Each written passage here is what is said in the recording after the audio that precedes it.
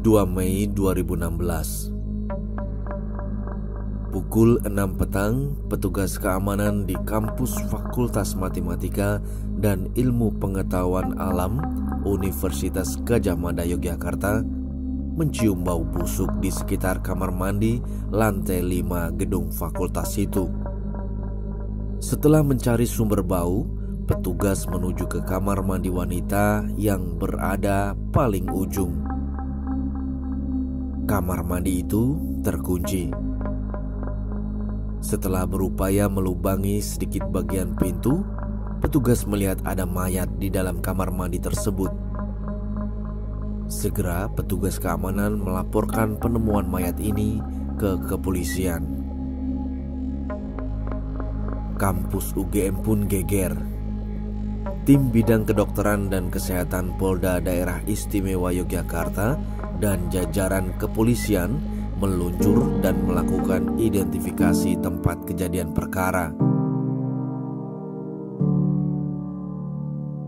Tampak puluhan mahasiswa juga berkerumun di depan gedung S2 dan S3 FMIPA UGM yang sudah dipasangi garis polisi.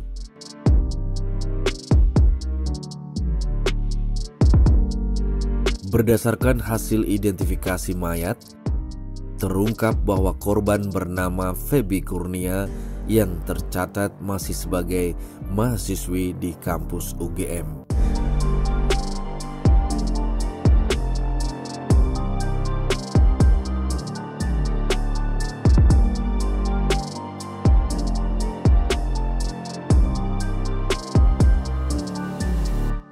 Feby sempat dilaporkan hilang pada Jumat 29 April ke kepolisian setempat. Polisi juga sempat melacak Feby melalui nomor telepon korban, namun yang mengangkat telepon adalah orang lain sebelum kemudian telepon diputus. Setelah melalui olah TKP dan mengumpulkan keterangan saksi-saksi, hanya berselang 1 hari sejak mayat ditemukan atau Selasa 3 Mei 2016, polisi meringkus Eko Agus Nugroho, 26 tahun, seorang petugas kebersihan di kampus setempat sebagai tersangka pembunuh Feby. Eko diringkus di pinggir jalan depan rumahnya di Dusun Jati, Desa Wonokromo, Kecamatan Pleret, Bantul. Dari penangkapan Eko inilah kemudian meluncur kisah kekejaman yang dilakukannya terhadap Feby.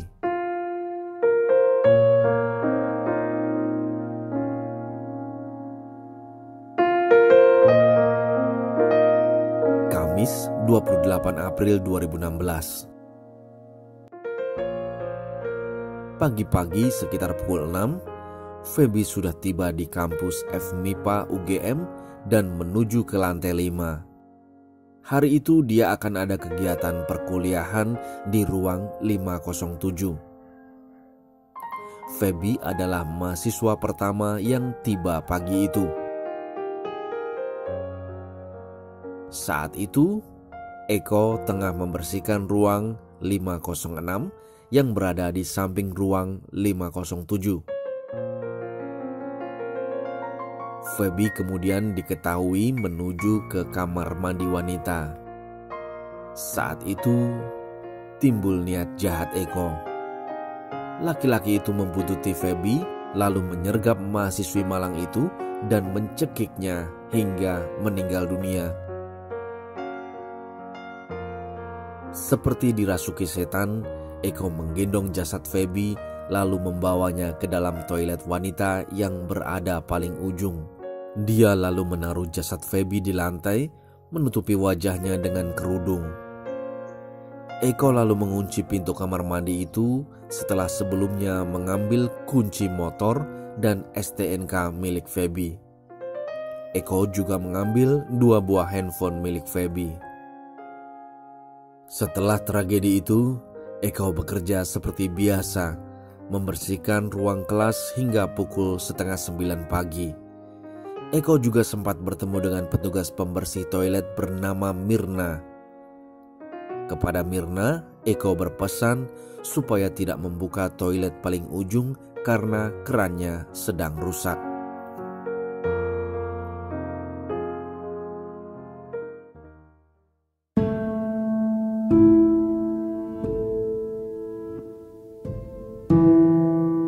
Usai bekerja, laki-laki jahanam itu membawa motor Feby dan menitipkannya di Terminal Kiwangan, Yogyakarta, sebelum kemudian kembali lagi ke kampus untuk urusan pekerjaan.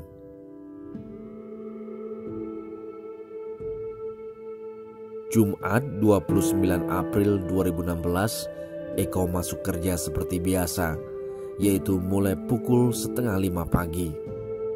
Saat itu, kembali Eko bertemu dengan Mirna.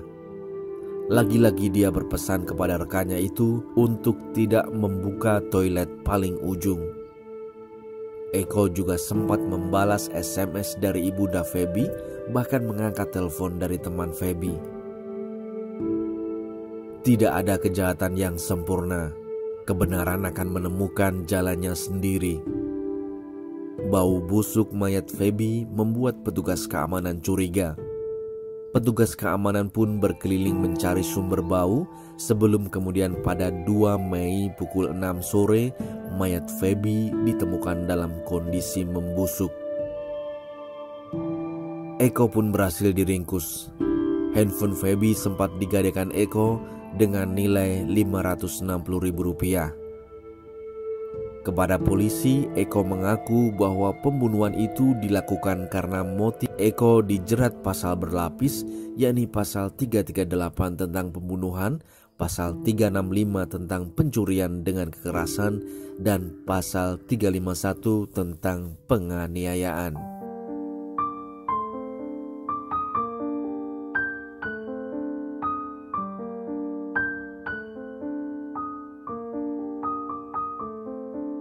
Feby adalah mahasiswi asal Batam, Kepulauan Riau. Sudah 4 hari sebelum mayatnya ditemukan, korban dilaporkan hilang. Ibunda Feby menyatakan anaknya selama ini tidak pernah mempunyai masalah.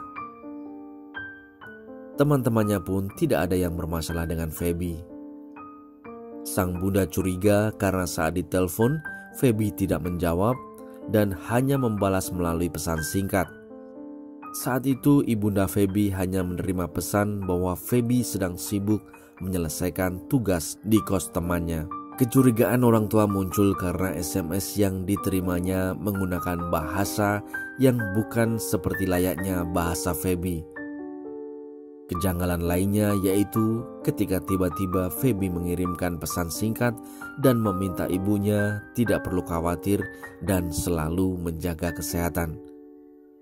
Karena curiga itulah, sang orang tua langsung terbang ke Jogja sebelum mayat Feby ditemukan. Feby adalah mahasiswi UGM angkatan 2015. Di mata teman-temannya, Feby dikenal sebagai pribadi yang periang, friendly, percaya diri, dan suka bergaul. Feby juga diketahui tidak pernah memiliki masalah.